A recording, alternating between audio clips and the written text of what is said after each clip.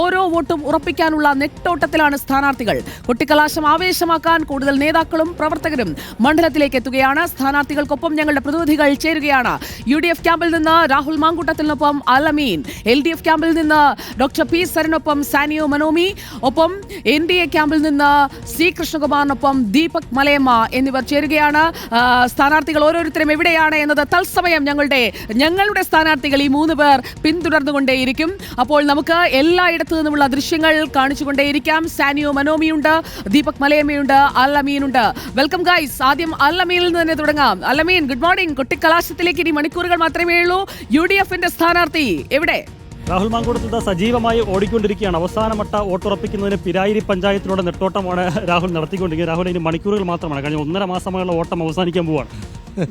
ഇല്ല, ഇനിയാണല്ലോ യഥാർത്ഥ പാലക്കാട്ടുള്ള ആളുകളെ കാണുന്ന ഓട്ടം തുടങ്ങാൻ പോകുന്നതല്ലേ ഉള്ളൂ. ജയിച്ച് MLA ഉള്ള ഓട്ടമാണ്. അതെ, അതാണല്ലോ യഥാർത്ഥ ഓട്ടം. എങ്ങനെയുണ്ട് അവസാന മണിക്കൂർ എത്രത്തോളം കവർ ചെയ്യാൻ പറ്റിയിട്ടുണ്ട്? ഒരുപാട് പെൻഡിംഗ് ഉണ്ട്. പെൻഡിങ് എന്ന് പറയുന്നത് ഒരിക്കലും ഒരു സ്ഥാനാർത്ഥിക്കും എല്ലാ ആളുകളെയും കാണാൻ കഴിയില്ല. കാരണം ഏതാണ്ട് 2 ലക്ഷത്തോളം അടുത്ത ആളുകൾ വോട്ട് ചെയ്യുന്നതാണ്. നേരിട്ടെത്താൻ കഴിയില്ല. കുറേ ആളുകളെ നമ്മൾ നേരിട്ട് കാണും, രാഹുൽ 1 ലക്ഷം പേരെ നേരിട്ട് കണ്ടോ?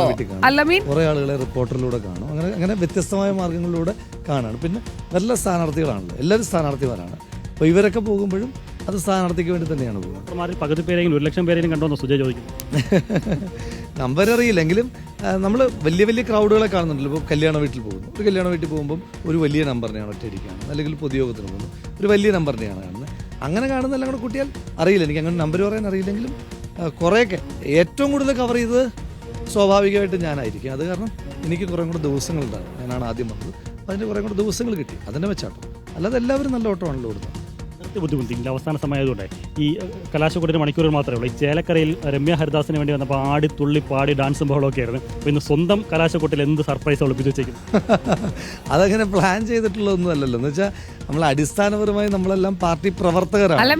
രാഹുലിൽ നിന്നൊരു DJ പ്രതീക്ഷിക്കുന്നുണ്ട്. പ്രത്യേകിച്ചും ഇന്നലെ അബിൻ വർക്കിയൊക്കെ എന്തൊരു തകർപ്പായിരുന്നു നമ്മുടെ സ്ക്രീനിൽ. ഭയങ്കര വൈബാണ് കുട്ടിക്കലാശം. അപ്പം നമ്മളൊക്കെ വോട്ടില്ലാത്ത കാലം തൊട്ട് ഈ ഡാൻസ് കുട്ടിക്കലാശത്തിൽ കളിച്ചു തുടങ്ങിയത്. അപ്പോൾ ചേലക്കര ചെല്ലുമ്പം അങ്ങനെ ഒരു സ്ഥാനാർത്ഥിയാണ് എന്നുള്ളൊരു ബാധ്യതയോ അങ്ങനെ ഒരു ഭാരമോ, അപ്പം അങ്ങനെ ഒരു ചിന്ത നമ്മുടെ മനസ്സിലായില്ല. അപ്പം പാട്ട് കേട്ടു, ഡാൻസ് ചെയ്യുന്നത് ഡാൻസ് ചെയ്തു. അപ്പം അങ്ങനെ പ്ലാൻ ചെയ്തു പോയി. എന്നാൽ പിന്നെ ചേലക്കര പോയി ഡാൻസ് ചെയ്തേക്കാന്ന് പറഞ്ഞ് പോയി ചെയ്തതല്ല.